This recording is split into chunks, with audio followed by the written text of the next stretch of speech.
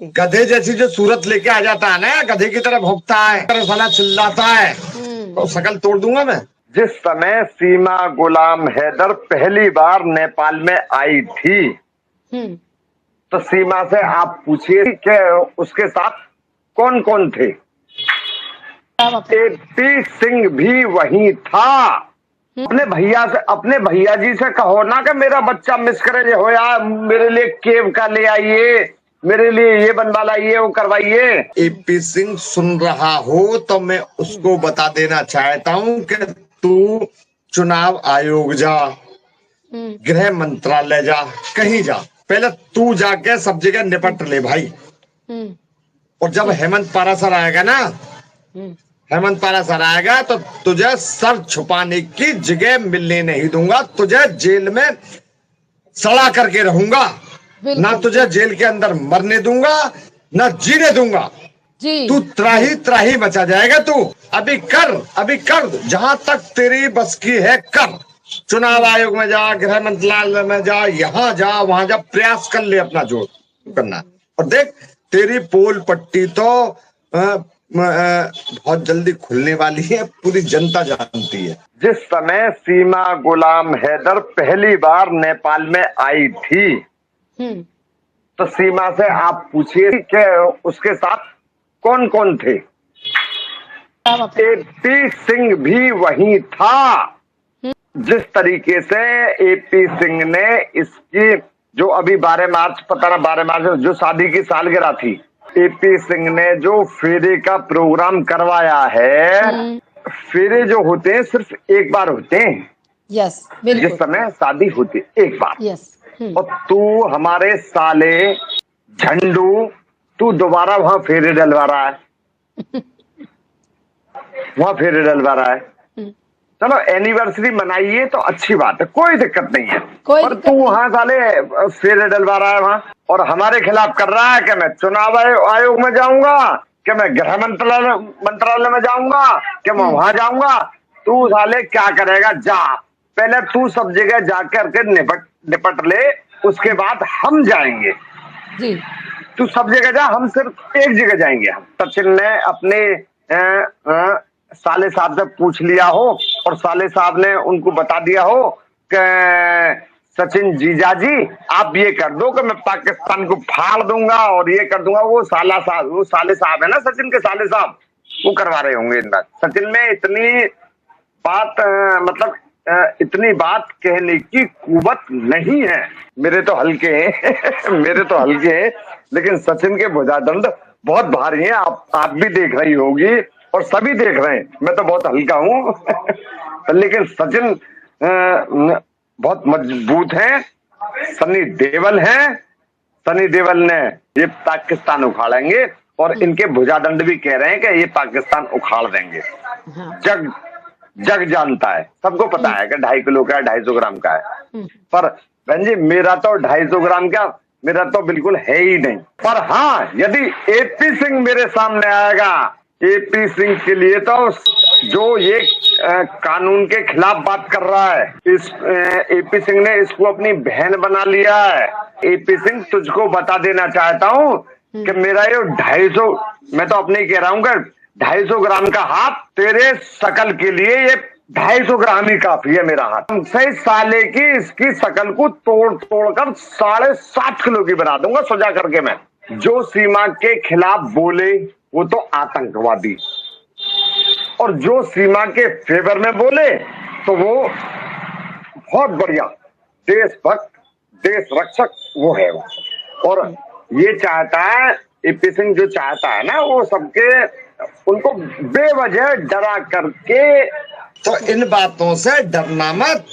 यदि आपके खिलाफ कोई नोटिस भेजता है, आपके खिलाफ कोई कार्रवाई करता है, तो मैं भी छोटा सा वकील हूँ उसको जवाब देने के लिए।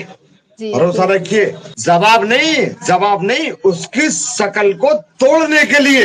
जी। गधे जैसी जो सूरत लेके आ जाता है ना, गधे की तरह भौंकता है, साला चिल्लाता है, तो शकल तोड़ दूंगा मैं। उस चीज से आप बिल्कुल मत घबराना। आपका नाम बाद में लिया है उसमें, मेरा नाम मोमिन मलिक गुलाम हैदर। तो मैं बता रहा हूँ कि आतंकवादी तो मुझे कहीं से लगता ना है। मैंने उसको देखा ना भाला। इनके मुकदमे में बहुत जल्दी चार्जशीट दाखिल होने वाली है। मोमिन जी ने जो उनको पहले नोटिस जारी किया था, नोटिस जारी करने के बाद में इन्होंने कोई जवाब नहीं दिया, तो लाजमी है कि वो कोर्ट के अंदर सूट फाइल करेंगे। तो प्रोसीडिंग नेक्स्ट डेट पर आपको सारी पता पड़ जाएंगी जनाब। और मैं बता रहा हूं आपको कि इस मुकदमे में तलबी इनकी होगी जरूर। भारतीय कानून के अनुसार इनको कोर्ट में तलब किया जाएगा। सीमा की ठुकाई की वीडियो तो आपने देख ली होगी, और सीमा की ठुकाई की वीडियो जो सीमा के भाई साहब एपी सिंह और सीमा जी दोनों ही उनको नकार रहे हैं कि हमारे साथ में ऐसा कुछ नहीं हुआ, हम तो बहुत प्यार करते हैं। और उनके भैया जी भी आ गए कि नहीं, सीमा के साथ कोई मारपीट नहीं हुई। पर लेकिन मैं साफ कह देता हूं कि सीमा के साथ मारपीट, और यदि एपी सिंह उन बातों को झुटला रहा है तो मैं बता रहा हूं कि उसका कोई सीमा से कोई हो सकता है कि पुराना जमाने का कोई मतलब जन्म जन्मांतर का उसका कोई संबंध हो। भाई तो मैं नहीं मानता उसको। और दूसरी बात जो ये कह रही है कि जो आपने कहा, मैं नहीं कहना चाहता कि कुत्ते को खिलाना। एक वीडियो और देखी थी मैंने, बंदर को भी खिला रही है वो तरबूज। तरबूज नहीं खिला रही है वो तरबूज के छिलके खिला रही है बंदरों को। और जो सीमा ने उस वीडियोज में, उसकी वीडियो मैंने पूरी देखी थी, उसकी मैं कड़े शब्दों में निंदा करता हूं। यदि भारत का कोई भी नागरिक जो सीमा के इन कृत्यों के विरुद्ध है, अपनी कोर्ट के अंदर, अपने थाने के अंदर इसकी वीडियोस की क्लिप निकाल करके एप्लीकेशन देगा तो इसके खिलाफ वहां धार्मिक भावनाओं को भड़काने का मुकदमा पंजीकृत तुरंत हो जाएगा जनाब। देखिए सुनिए, मैं रबूपुरा के लिए नहीं कह रहा, मैं पूरे देश के अंदर यदि किसी भी व्यक्ति ने इस वीडियो को देखा है तो उस देश के कोने में भी मुकदमा पंजीकृत हो जाएगा। शाहिद जी, मैं दर्जनों की तो नहीं कह रहा, पर कोई व्यक्ति एक भी कर देना, उसमें इनके सारी चूल्हे हिल जाएंगी, इनकी चूल्हे हिल जाएंगी इनकी। एक व्यक्ति तो करे कोई। मैं कह देना चाहता हूं, जो मुझको सुन रहे हैं यार, मेरे पास आ जाइए कोई भी। माननीय उच्च न्यायालय और माननीय उच्चतम न्यायालय द्वारा यदि गाइडलाइंस जारी होती है किसी मुकदमे के लिए, तभी सूट जल्दी निर्णय पर पहुंचेगा। और यदि उसमें कोई गाइडलाइन वगैरह नहीं है तो जो रोजमर्रा के मुकदमे होते हैं उसी के तहत ये मुकदमा चलेगा। यार, कुत्ते को मैं कुत्ता ना कहूंगा तो उसको क्या वो कह दूंगा शेर? यदि कुत्ते को मैं कुत्ता ना कहूंगा तो उसको शेर कह दूंगा मैं।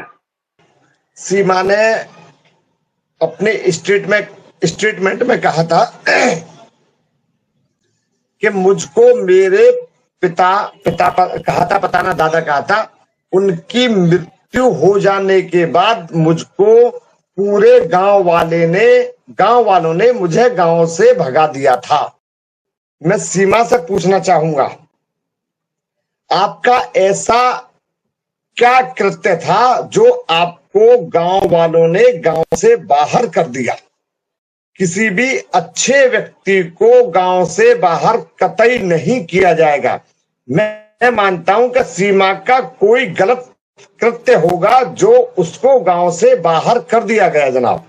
यहां तो सीमा जी कह रही है कि एक स्टेट, मतलब उसी वीडियो में कहा गया था कि पाकिस्तान में तो बेटियां बेची जाती हैं, हैदर के पास यदि मेरी बेटियां चली गई तो वो उनको बेच देगा।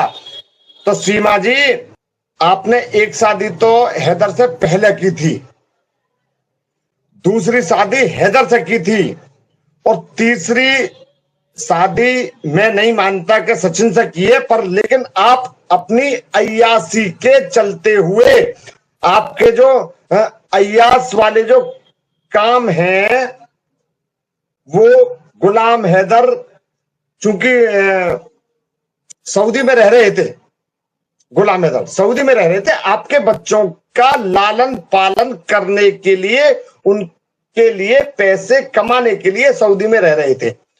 पर चूंकि आपकी जो अय्यासी भरी जो आदतें हैं वो नहीं पूरा कर रहे थे, इसीलिए आप सचिन के साथ भारत में आई। तो आप ये कह रही हो कि पाकिस्तान में तो बलूचों में तो बेटियां बेची जाती हैं, तो आप तो अपनी अय्यासी के लिए अब तीसरी शादी करने के लिए तत्पर हैं, जबकि आपकी पूर्व में 2 शादियां हो चुकी थी। तो मैं बता रहा हूं कि सीमा के पास यदि ये चारों बच्चे सीमा के रहे तो उन बच्चों में भी सीमा जैसी ही आदतें पड़ जाएंगी। शायद जी उखाड़ेगा तो कोई तब के जब उसके कुछ उखाड़ने लायक होगा। एक कहावत है कि जब गीदड़ की मौत आती है तो कहां भागता है? गांव की तरफ, गांव की तरफ भागता है। सीमा और सीमा के बच्चे चार्जशीट दाखिल होने के बाद में बहुत जल्दी वापस पाकिस्तान में डिपोर्ट कर दिए जाएंगे। और ये जो सीमा जी कर रही है ना, कि एक आपने वीडियो देखी होगी कि मोदी जी की तस्वीर को लेकर के अपने हाथों में मोदी जी तस्वीर ले रखी है और मोदी जी जिंदाबाद, मोदी जी जिंदाबाद। मोदी जी जिंदाबाद हैं और रहेंगे।